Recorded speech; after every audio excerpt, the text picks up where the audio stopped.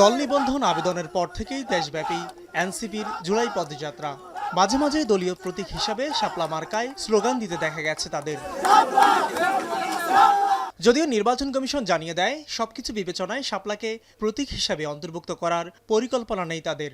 একই সাথে সংসদ নির্বাচন পরিচালনা বিধিমালায় সংশোধনের লক্ষ্যে প্রতীকের তফসিলে শাপলা ছাড়াই ১১৫টি প্রতীক সংরক্ষণের সিদ্ধান্ত নেয় ইসি, যা ইতিমধ্যে আইন মন্ত্রণালয়ে পাঠিয়েছে কমিশন।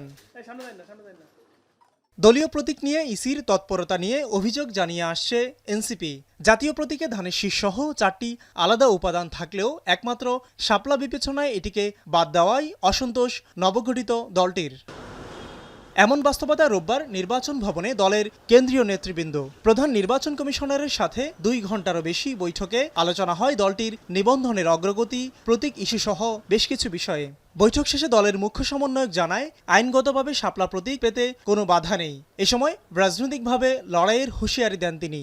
আমাদের শাপলার কোনো বিকল্প অপশন নাই, কারণ লিগ্যাল ওয়েতে আমরা দেখেছি আইনগতভাবে শাপলা পেতে আমাদের কোনো বাধা নেই।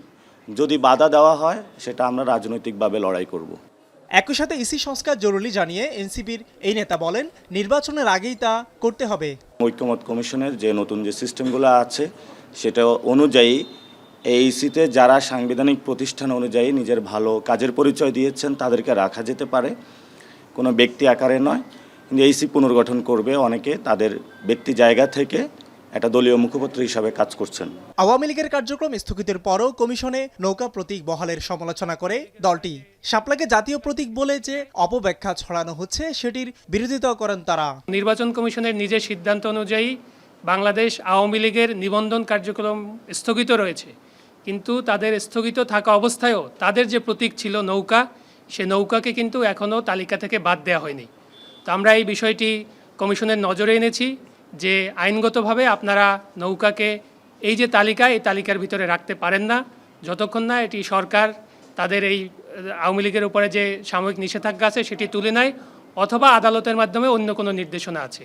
বৈঠকে দল নিবন্ধনের অগ্রগতি এবং প্রবাসী ভোট নিয়ে আলোচনা হলেও দলটির প্রত্যাশিত শাপলা প্রতীকের বিষয়ই বিশেষভাবে গুরুত্ব পায়। একই সাথে নিবন্ধনের শর্ত পূরণ করে শাপলা প্রতীকেই নিবন্ধন পেতে আশাবাদী দলটি।